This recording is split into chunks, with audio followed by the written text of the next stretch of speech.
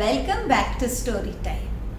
Today, let us hear a story from the Mahabharata about the earlier life of Vidura. Now, we know that Vidura was the youngest brother of Dhritarashtra and Pandu. But who was he actually?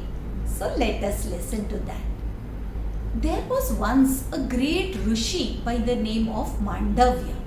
He undertook severe tapas and was a great yogi. Once he undertook the vow of silence or the Mauna Vrata.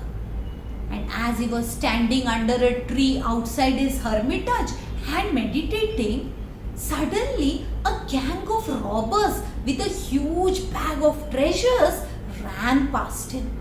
They hurriedly ran and came back and hid in his hut because they were the king's soldiers who were in hot pursuit. Now, when the king's soldiers reached there, they asked Mandavya Rishi if he had seen anybody running on that path. While Mandavya Rishi, being under the vow of silence, did not utter a single word. He did not respond either. And so, giving up hopes of getting an answer from this Rishi who stood in silence like a statue, the soldiers went into his hut, and inside the hut found the treasure and all the robbers hiding there. So immediately jumped to the conclusion that this Rishi was also a part of the gang of robbers. So they arrested all of them and took them to the king's palace, where the king declared the punishment. They would die at the stake. They would be punished with death. And how would they die? By being pierced by the pointed spears or the spikes. Now, all the robbers died.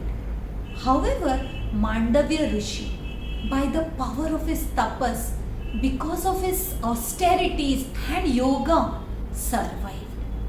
And at nightfall, all his fellow rishis came in the form of birds and began talking to him and giving him company.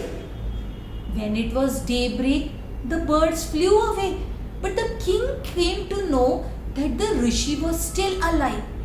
So immediately he realized that the Rishi must have been innocent. So he ran to that spot, fell at the feet of the Rishi, and then ordered that he be released. He asked the Rishi to tell him actually what had happened. And the Rishi now narrated the turn of events. Now, the spears or the spikes could not be removed from the body, so they had to be cut on either side. However, a part of that spike still remained in the body of the sage, and so he had to walk around the rest of his life with a part of the spear within his body.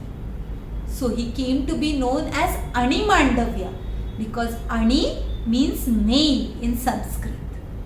Now, Ani Mandavya did not get angry at the king. However, he was curious to know why he had to bear such a punishment when he had not committed any sin in his entire life. So he went to Yamaloka. He went to the god of Dharma, Yamaraj himself, and asked him this question: why did I have to suffer this pain when I was innocent? And Yamaraja told him, when you were a child of 5, you used to indulge in a sport of pricking thorns on the wings of butterflies. And that is why you have to bear this nail inside your body. At this, Ani Mandavya got angry. He said, what is this? An innocent child does not know right and wrong. He does not know better. How could you, the god of Dharma, inflict such punishment because of an act conducted in childhood? I curse you to be born on earth in the lowest sections of society, because what you did was just not right. And I also declare that in future, no child up to the age of 14 will have to bear the fruit of his actions. Now Yamaraja could not be spared from the effect of this curse uttered by such a great Rishi, and so he was born as Vidura, the youngest brother of Dhritarashtra and Pandu. However, as he was the incarnation of Yamaraj himself, he was well versed in all the facets of dharma. Whenever anybody would be confused between right and wrong, dharma or adharma, it would be Vidura who would offer them the correct answer or solution.